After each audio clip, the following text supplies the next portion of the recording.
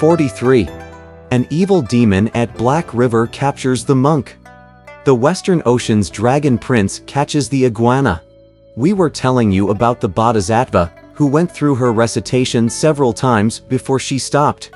As the pain subsided, the monster spirit collected himself and sat up to discover that there were golden fillets clasped tightly around his neck, his wrists, and his ankles. He wanted to take them off, but he could not even move them one whit. The treasure, you see, had taken root in the flesh, and the more he tried to loosen the fillets, the more painfully tight they felt. Laughing, Pilgrim said, "Darling boy, the Bodhisattva fears that you can't be reared. That's why she has made you wear a necklace and some bracelets." Enraged by this remark, the youth picked up the lance once more and stabbed madly at Pilgrim. Dashing immediately behind the back of the Bodhisattva, Pilgrim cried, "Recite the spell! Recite the spell!" The Bodhisattva dipped her willow twig in the sweet dew and sprinkled it at the youth, crying, "Close! Look at him!"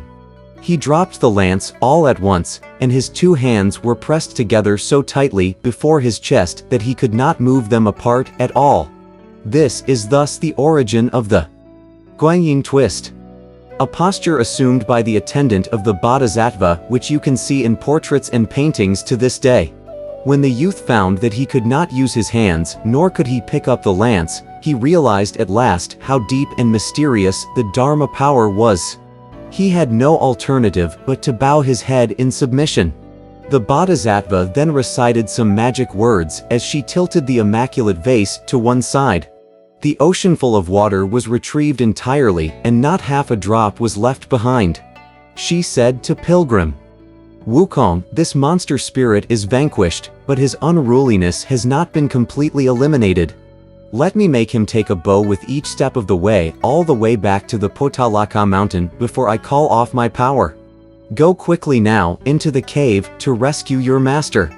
Turning to kowtow to her, Pilgrim said, "I thank the Bodhisattva for taking the trouble of traveling for so great a distance. Your disciple should escort you for part of the journey." "No need for that," said the Bodhisattva, "for I don't want to jeopardize Master's life." When Pilgrim heard these words, he was delighted and kowtowed again to take leave of the Bodhisattva. The monster spirit thus returned to the right fruit. With 53 bows he made submission to Guanyin. We tell you no more about the Bodhisattvas making a disciple of the youth. Instead, we speak of Sha Monk, who sat in the woods for a long time and waited in vain for Pilgrim to appear. At last, he put the luggage on the back of the horse, and with one hand holding the reins and the other the fiend-rooting treasure staff, he left the pine forest to look toward the south. Momentarily, he found a happy Pilgrim approaching. Sha Monk went forward to meet him, saying, "Elder brother, why did it take you until now to return from your trip to seek assistance from the Bodhisattva? I almost died from the anxious waiting." "You are still dreaming," said Pilgrim. "Old Monkey has not only brought the Bodhisattva here, but she has also subdued the fiend already." Then he gave a thorough account of the Bodhisattva's exercise of her Dharma power, and Sha Monk was exceedingly pleased, saying, "Let's go then to rescue Master." The two of them leapt across the stream and dashed up to the cave entrance. After tying up the horse, they lifted their weapons together and broke into the cave to exterminate all the fiends. They then lowered the leather bag to free 8 rules. "Elder brother," said Idiot after having thanked Pilgrim, "where is that monster spirit? Let me rake him a few times, just to relieve my feelings." Pilgrim said, "Let's find Master first." The 3 of them went to the rear and found their master bound in the courtyard, all naked and weeping. Sha Monk hurriedly untied the ropes, and Pilgrim brought forth clothes for him to wear. The 3 of them then knelt down and said, "Master, you have suffered." Tripitaka thanked them, saying, "Worthy disciples, you've worked hard. How did you manage to subdue the demon?" Pilgrim again gave a thorough account of how the Bodhisattva came to make submission of the youth, and when Tripitaka heard this, he quickly knelt down to bow toward the south. Pilgrim said, "No need to thank her, for we also have been instrumental in providing her with the blessing of making submission of a young boy. This is thus the basis of the story that we hear even today, about the boy who gave 53 bows to Guanyin, and who was given the vision of Buddha after 3 bows. Thereafter, Shamunk was told to pick up all the treasures stored in the cave, while the rest of the disciples found some rice to prepare for their master. That elder retained his life, all because of the great sage son, and acquired true scriptures, helped by the handsome monkey spirit. Master and disciples, after leaving the cave, found their way again and headed steadfastly toward the west. They had traveled for more than a month when all at once the sound of flowing water filled their ears. "O disciples!" cried Tripitaka, highly startled. "Where is this sound of water coming from?" "You old master," said Pilgrim, chuckling. "You are so full of worries. There are 4 of us altogether, but only you happen to hear some sort of water sound. You have quite forgotten again the Heart Sutra." "The Heart Sutra," said the Tang monk, "was imparted to me orally by the Crow's Nest Zen master of the Pagoda Mountain. It has 54 sentences, all in all 270 characters. I memorized it at the time, and up till now, I have recited it often. Which sentence do you think I have forgotten?" Pilgrim said, "Old master, you have forgotten the one about no eye, ear, nose, tongue, body, or mind. Those of us who have left the family should see no form with our eyes, should hear no sound with our ears, should smell no smell with our noses, should taste no taste with our tongues. Our bodies should have no knowledge of heat or cold, and our minds should gather no vain thoughts. This is called the extermination of the 6 robbers. But look at you now. Though you may be on your way to seek scriptures, your mind is full of vain thoughts. Fearing the demons, you are unwilling to risk your life. Desiring vegetarian food, you arouse your tongue. Loving fragrance and sweetness, you provoke your nose. Listening to sounds, you disturb your ears.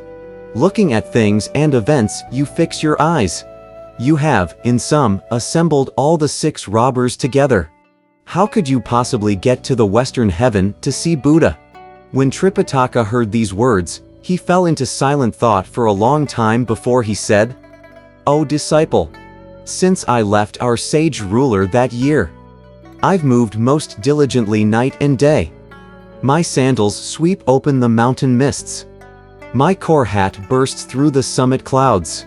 At night the apes wail to make me sigh. I grieve to hear in moonlight the bird cries. When will I end the work of double 3? And acquire Tathagata's wondrous scripts?" When Pilgrim heard this, he could not refrain from clapping his hands and roaring with laughter, saying, "So master just can't get rid of his homesickness. If you want to complete the work of double 3, there's no difficulty. The proverb says, success will come when meritorious service is done." Elder brother said 8 rules. If we have to face all these evil barriers and wicked miasmas, we'll never finish our meritorious service even after 1,000 years. Shamunk said, "Second elder brother, you and I are very much alike, and we shouldn't rub big brother the wrong way with our foolish tongues and stupid mouths. Just concentrate on carrying the loads on our backs. There will be a day when the service is completed." As master and disciples conversed, they proceeded steadily when they saw before them all at once a huge body of surging black water blocking the path of the horse. Standing at the shore, the 4 of them stared at the water carefully, and they saw tiers of dense billows, layers of turbid waves, tiers of dense billows like dark sap spilling, layers of turbid waves like black oil rolling. No reflection appears when you walk near. No trees or woods you can see from afar. Boiling, an earth full of ink. Rippling, 1,000 miles of ashes. Like piles of charcoal, water bubbles float. Like o'erturned coals the breakers undulate. Cattle and sheep will not drink here. Crows and magpies cannot fly over. Cattle and sheep won't drink, disdaining the black. Crows and magpies can't fly, fearing the opaque. Only the shore's reeds and rushes know the seasons. and the bank's flowers and grass display their green. There are lakes, streams, and rivers in all the world, and many brooks and lagoons both great and small. Which one in one's life may come upon? But who has seen the black river of the West? Dismounting, the Tang monk said, "Disciples, why is the water so black?" 8 Rules said, "Some families must have overturned their dye barrels. If not," said Sha monk, "it has to be someone washing his brushes and inkstones." Pilgrim said, "Stop speculating and babbling, both of you. We have to find a way to get Master across. If Old Hog wants to cross this river," said 8 Rules, "it's not difficult. All I need to do is to mount the clouds or tread the waters, and I shall cross it in the time of a meal. If you ask Old Sand," said Sha monk, "I, too, need only to mount the clouds or ride the waters, and I'll cross it in no time." Pilgrim said, "Of course, it's easy for us, but it'll be difficult for Master." "Disciples," said Tripitaka, "how wide is the river?" "Approximately 10 miles," said 8 Rules. Tripitaka said, "You 3 had better determine which of you will carry me across." Pilgrim said, 8 Rules can do it. "No, I can't," said 8 Rules.